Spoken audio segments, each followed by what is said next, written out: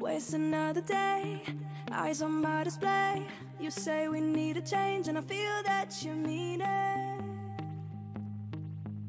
You mean it. Hello friends, मेरा नाम राजीव कुमार गुप्ता है दोस्तों, और आप देख रहे हैं गार्डनिंग सीखो। तो फ्रेंड्स, आज हम बात करेंगे कैलेंडुला के प्लांट के बारे में। तो इसको घर पे लगाना बहुत ही ज़्यादा आसान है। आप एक बार नर्सरी से इसके सीड ले आएँ या फिर आप ये प्लांट ही ले आएँ लगाया।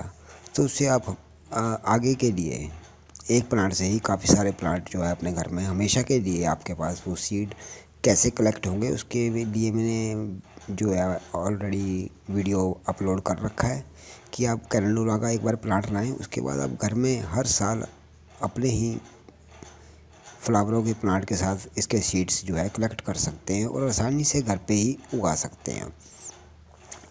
तो जिनके पास प्लांट नहीं है, मैं उनको ये बता दूं कि वो अगर ले आएंगे तो उसके बाद उनको कोई प्रॉब्लम नहीं आने वाली। फिर वो हमेशा के लिए ही प्लांट आप कभी भी ग्रो कर सकते हैं।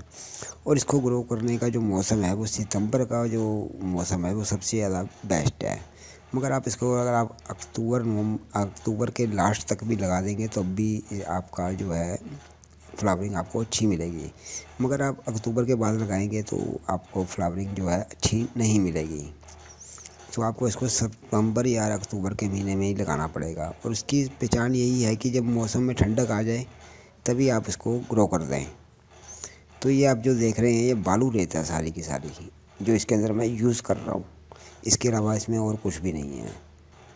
दी बेस्ट तो यही रहेगा कि आपके पास अगर कोकोपीट है तो आप उसको यूज़ करेंगे तो उसमें रिज़ल्ट आपको ज़्यादा अच्छा मिलेगा। अगर नहीं है तो आप जो है बालू रेत का ही यहाँ पर इस्तेमाल करें, जो कि हमारे बिल्डिंग कंस्ट्रक्शन के काम में रेत जिसको हम बोलते हैं वो यूज़ में आती है। उसको मैं यहाँ यूज़ कर रहा हूँ, जो कि मार्केट से काफ़ी सस्ती आपको मिल जाती है। ये एक जो इसका कट्टा है वो 50-60 रुपये में आसानी से अवेलेबल हो जाता है। आपके 10-12 गमले उसमें जो है इजीली आपके फिलअप हो जाते हैं।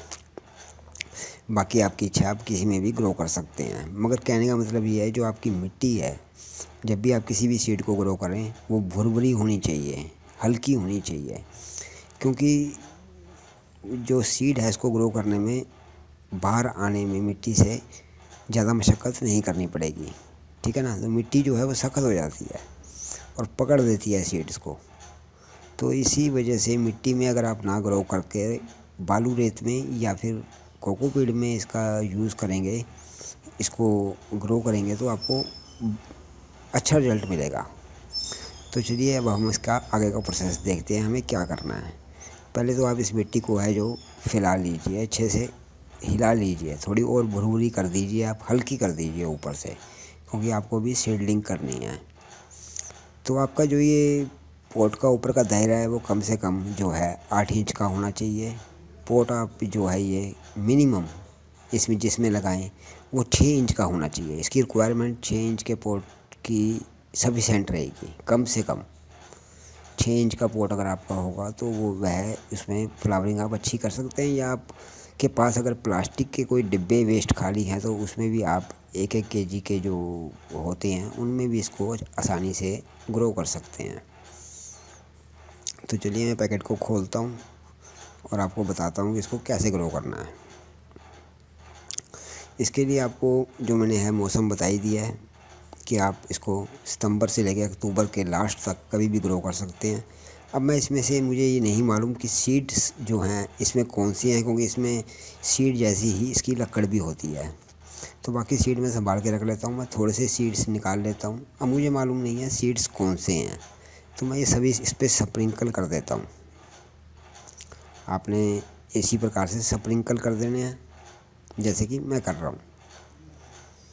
तो अगर आपके 8-10 प्लांट भी 7-8 प्लांट भी लग जाएं तो आई थिंक यही सीड होना चाहिए।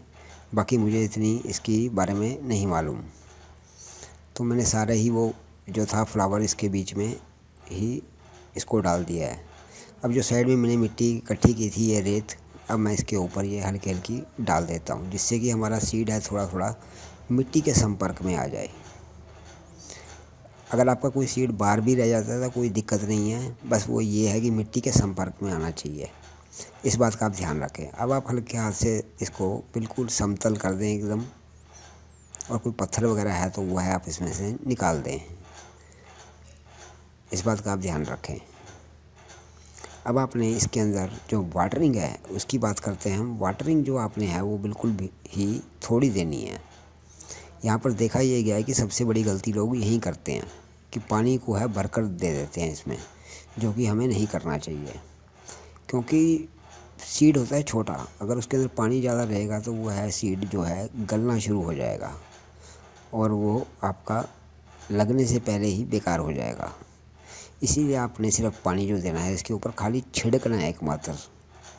आपने इसके ऊपर बोतल वगैरह से नहीं डालना, स्प्रे से डालेंगे तो ज़्यादा बेटर रिजल्ट आएगा और आपका चारों तरफ से अच्छे से गीला भी हो जाएगा। तो सीड को लगाने के लिए स्प्रे का ही यूज़ करना चाहिए, मगर मेरे पास नहीं है तो मैं अभी फ़िलहाल इसके ऊपर हल्का हल्का हाथ से ही छिड़क देता हूँ। तो आप भी ऐसा कर सकते हैं।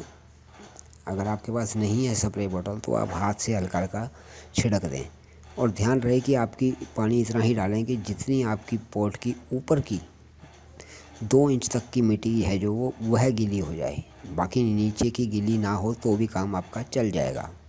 और अब आपने इसको रोज़ाना 2 दिन के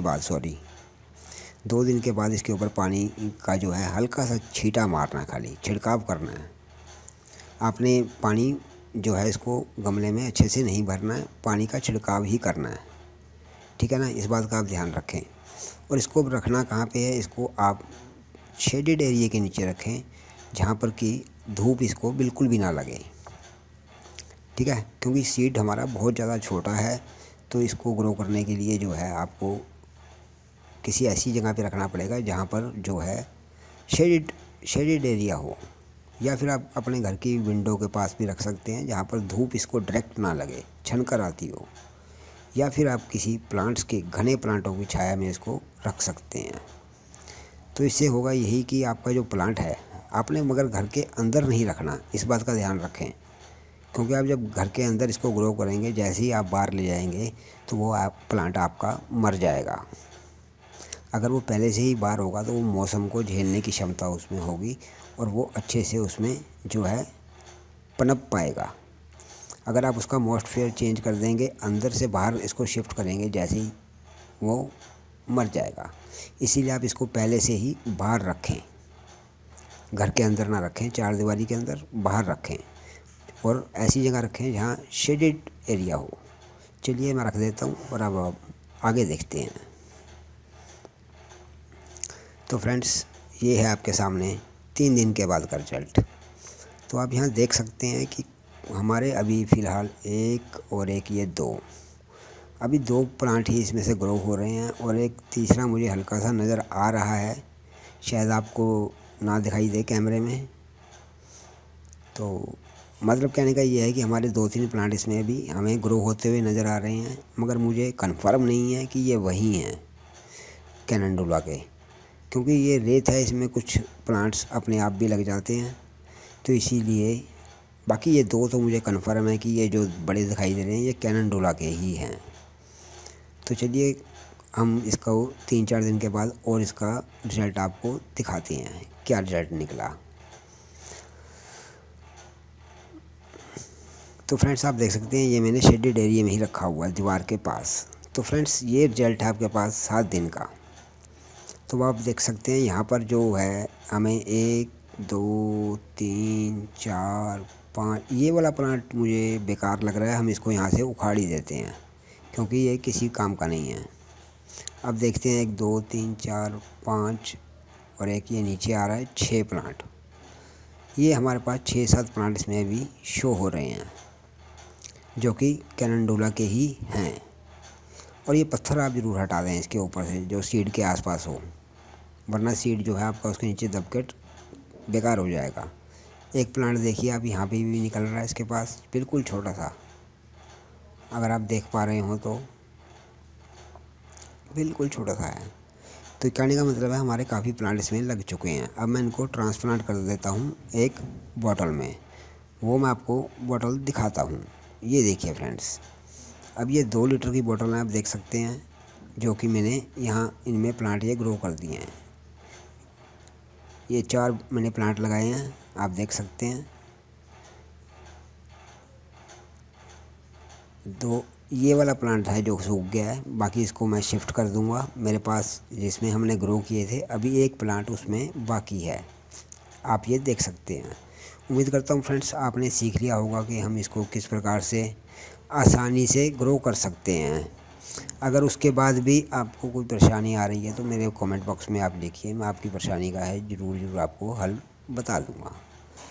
अभी मुझे इसके साथ इजाज़त दीजिए, मेरे नेक्स्ट वीडियो के लिए इंतज़ार कीजिए। तब तक के लिए बाय दोस्तों, thank you for the watching my video.